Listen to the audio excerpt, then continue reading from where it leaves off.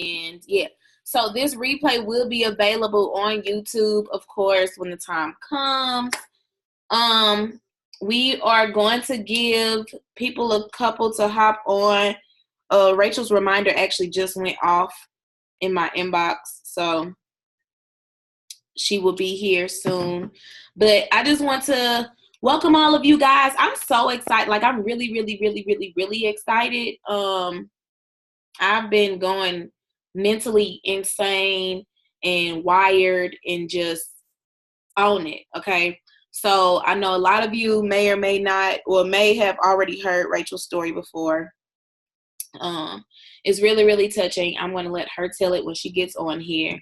Until then, we're going to, okay, I can't do that while I'm doing that. So yeah, I'm excited, y'all.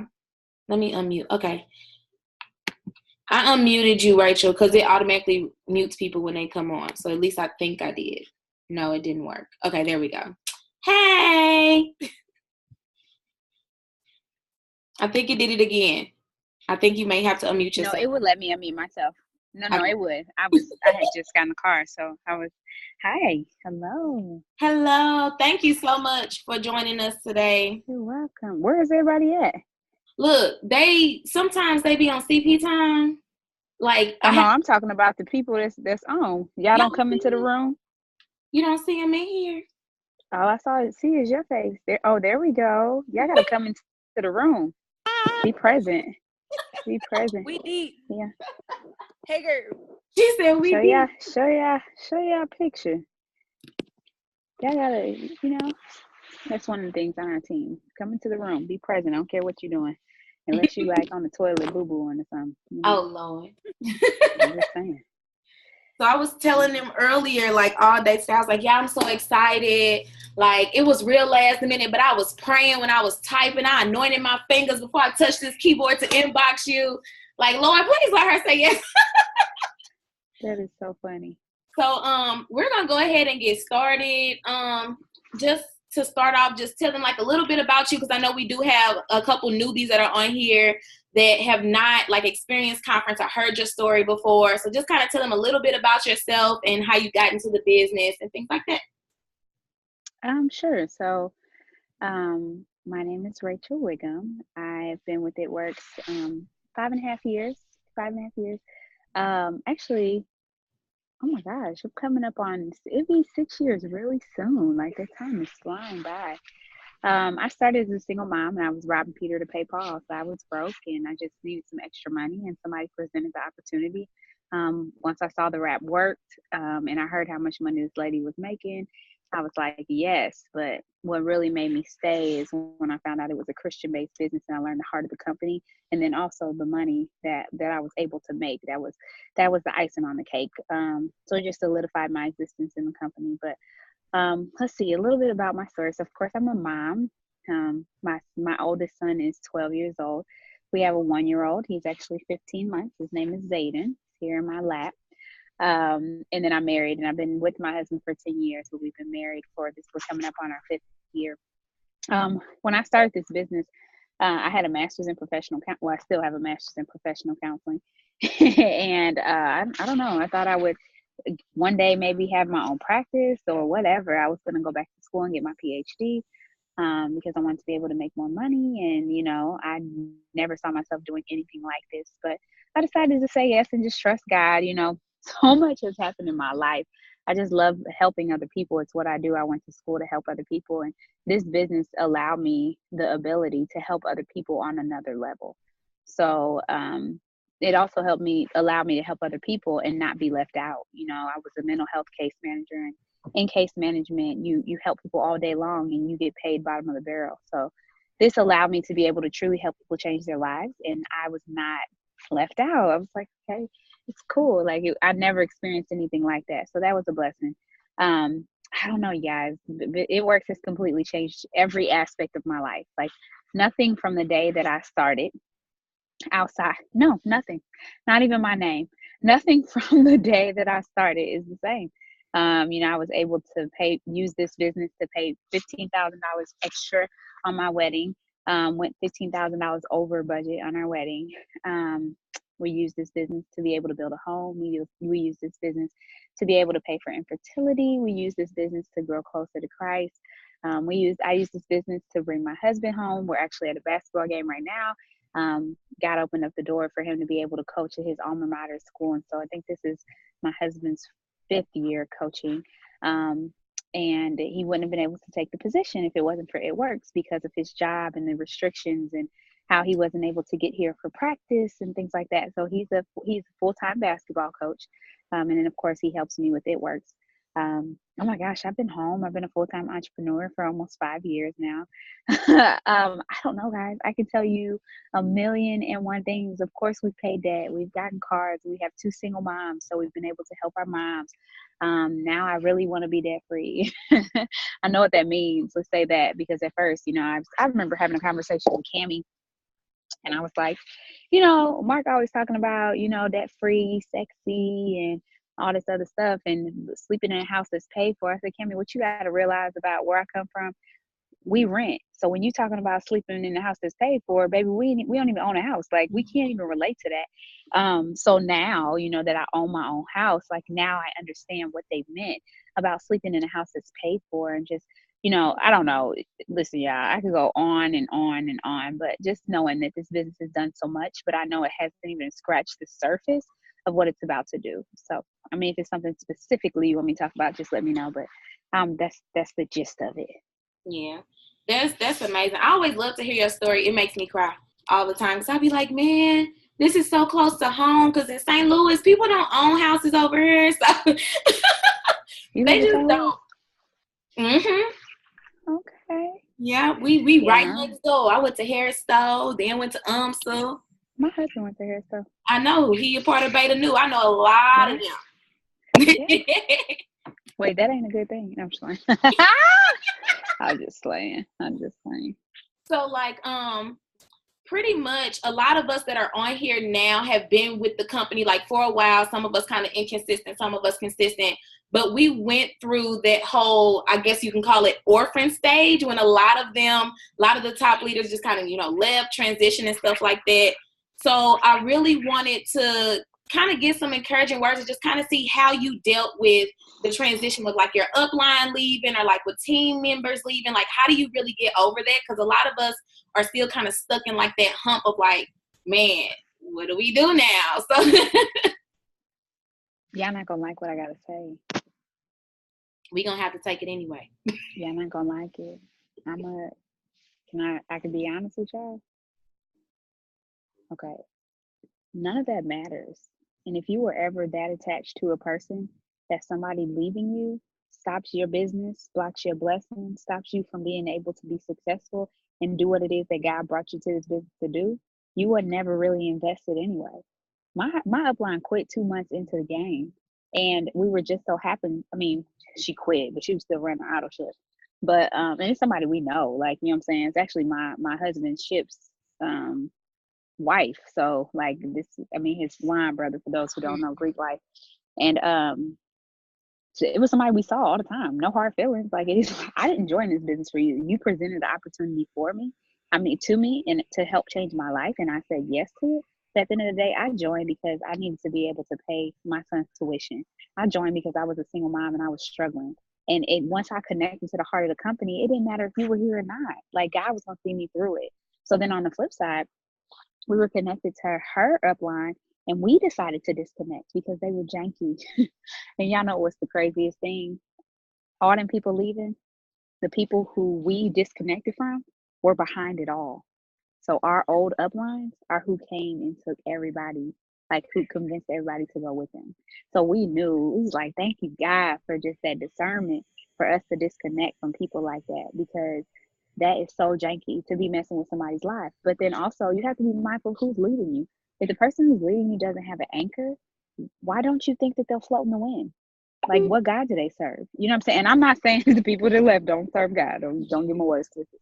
But I'm just saying, like, you have to just pay attention to those type of things, and then also realize why you're here. So if you're stuck because somebody left and you feel abandoned, then you were way too connected to that. Like, they were your source.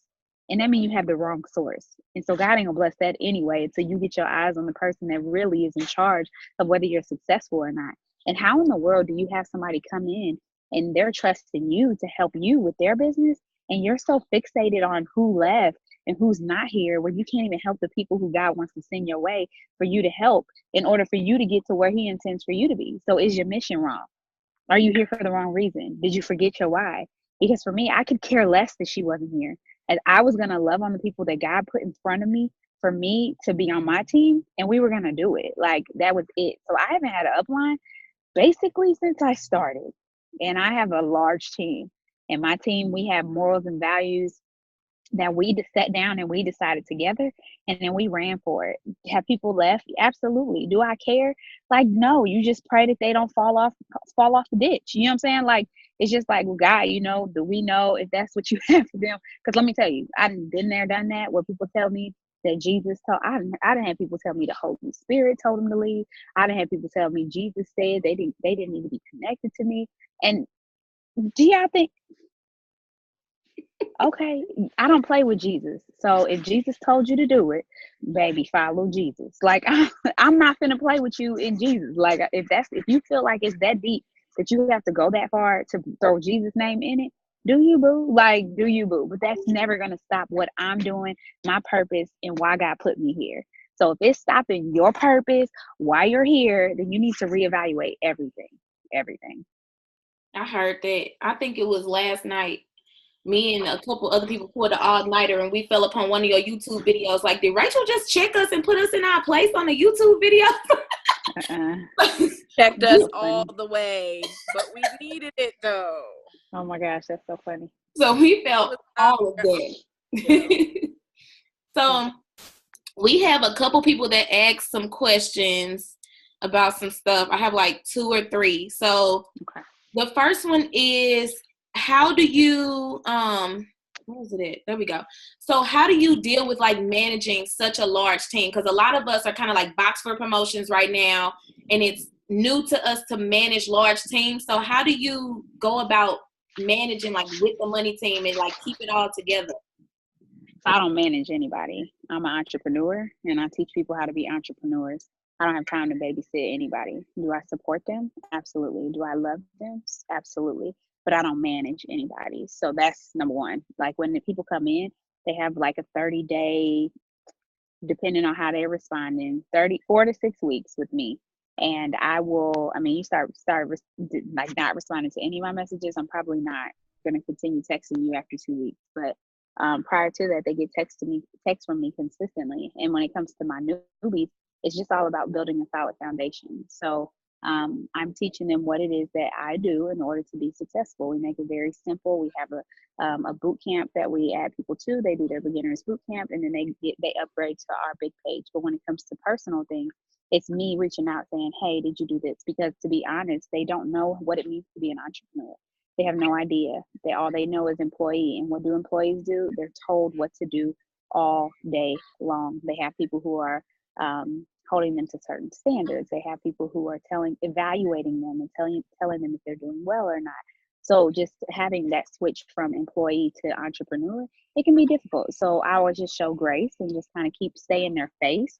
And as I stay in their face, they'll learn different habits that teach them how to do what it is that I do. Then on the flip side, I lead out loud. So I have to, if I tell my team, if you didn't post it, it didn't happen. So yeah, and if you feel some type of way about posting what you're doing because somebody gonna say something, they need to go, because they're not conducive to you growing. So if you feel some type of way about posting Rap Cash or whatever, if somebody has a comment, you need to block them and move on. If you really want to be able to inspire your team to grow and to do the things that build their business, then you need to be okay with posting those things and holding yourself accountable. I'm here for it. So we know that whys have to be strong. I know you talked about that several times, but for somebody who doesn't really know how to tap into like the strong version of their why, or like their real reason for coming into this business and needing some extra money, how would you say they would go about finding their why? It's the and then what. So I tell my people, what's on the other side of paying your bills? What's on the other side of paying your debt? And if you can't tell me that, you don't have a why. Your why can't be to pay your bills. Everybody wants to pay their bills. Like, you know what I'm saying? Your why can't be to not be in a negative. Like, who don't want to do that? And you can go get a job to do that. You know what I'm saying? So what is, if you could pay all your bills, what's on the other side? That is your why. So can you dig deep enough to really, like, that? Some people don't know because all they see in front of them is their bills and this and cutoff notices and debt up to their eyeballs, and so they can't even see what's on the other side of those type of things. And if you can't see that, you will never have a real why, and you will always be ran by your situations and your circumstances.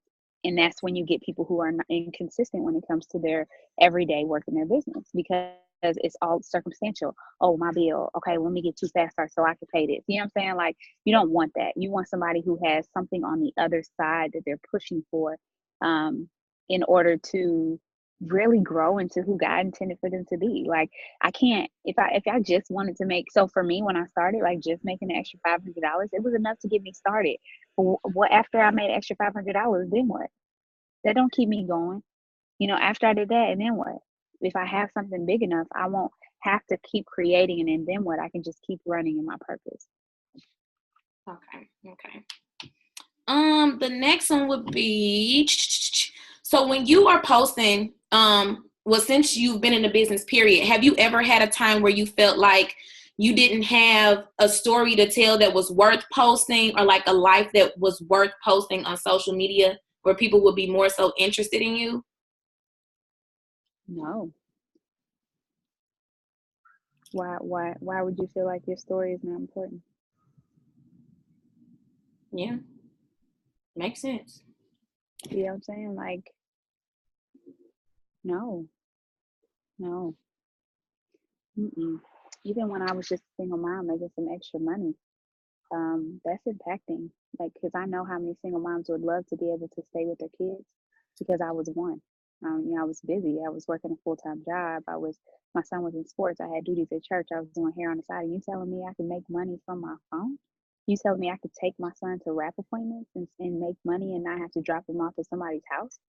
Like, you're telling me that I can make $400 in fast starts and pay my son's tuition and not have to do two heads and take my whole Saturday and Sunday away? You know what I'm saying? Like, why wouldn't that be an impactful story? Makes sense. So I have 2 more questions left, unless that is, okay, it's some in here too. Okay. So the next question would be, how do you do with follow-ups when you've like been blocked, or like people leave you on read? Like, how do you handle follow-ups with like potential distributors or customers? What do you mean, how do I handle them? Not my feelings. That would probably be what they mean then. Yeah, just like, because I work a business, so at the end of the day, and I'm not saying I got here overnight. This did not happen overnight. But I remove I said this at the Dallas follow up. The Dallas boot camp. You take your feelings out the follow up. You have to take your feelings out the follow up. I don't care. You didn't read it? Okay, I'm going to send it again. You didn't read it? Okay, now I'm about to see, you said something about your kid, and I'm going to ask something about your kid. Like, this is a business. Like, at the end of the day, I'm looking for how I can help you change your life. And you have stuff going on inside you that makes you believe that this won't work for you. So it's my job to show you that it can. You know what I mean? Like, I do 50 follow-ups a day. I could care less if you don't open it or not. Somebody gonna order, because I operate a business, right? If you think for 5 seconds, Walmart cares if you buy some tampons from their store, or you go to Target, they could care less, because somebody's gonna come into Walmart and buy some tampons. You know what I'm saying? Like, no, that stuff that just is water under the bridge. These are facts. So last question is, how do you avoid being salesy with like your product posts when you're putting in like other people's before and afters, not necessarily yours, but when you're using like someone on your team or like a sideline? How do you avoid being salesy, I believe is what they're trying. How do you feel about their results? How do their results make you feel? You know, if you can share about how it makes you feel, then it'll connect with the hearts and minds of other people. True. So instead of thinking about, so this is, you have to just switch. This is just in business in general. It's not about what they can do for you. It's not about you getting a loyal customer. It's not about you getting a new business partner. It's about who can you help. And when you switch that mindset, everything changes. It's not about, I need some loyal customers, so I need somebody, I'm gonna make this post because I need somebody to get some hits so I can get some coffee customers or whatever. No, it's like, oh my God, like this coffee is really changing people's lives. Like, let me make this post and maybe it'll connect with somebody who's struggling with weight loss but does love coffee. And then I can help them out because, wow, look at her results. You know what I'm saying? So it's all about how you're looking at the situation. Okay. And, okay. So last question. Thought it was the last one. So what do you do in situations for inconsistent leaders, so to speak, just kind of based on misunderstanding? So people who are new into leadership that you may have placed distributors under them and they're kind of inconsistent. They've never really been through the process of enrolling or mentoring to distributors, but they're really good at like pouring into customers or getting customers. So how do you deal with inconsistent people that you kind of put into mentorship? You don't. You don't. Why would you place somebody with somebody who's not, you don't want, it's almost like, so I tell my team it's like this. Placement is like step parents. So I make it clear to my personally enrolled, like, I'm your mom. The person that you're placed underneath is your stepmom. Do you ever go to your stepmama before you go to your mama? And they're like, no. I'm like, exactly. So mom always knows, but we're some awesome co-parents and we're going to work together to ensure you have the best business that's possible, right?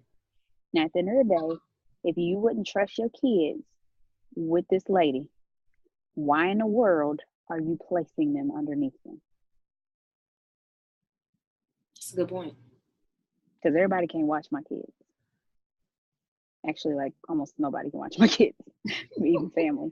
You know what I'm saying? So, like, why in the world are you placing your kids with people? That don't even make sense. I don't care if they can sign loyal customers. If you can't take care of my kids, you can't have them. This is true. This is very true. So just the last thing, like any kind of words of encouragement or just kind of like closing remarks that you will have for us as a whole, since we kind of like, a lot of us that are on this Zoom went to conference, so we kind of like in that 90-day post-conference push thing. So whatever kind of words of advice that you can give or encouragement, we're all open to receive it. So I guess the biggest thing for me is like completely dropping the victim. And I'm not saying that you guys are having a victim mentality, but just completely clearing your mind of anything that may be screaming, I can't because.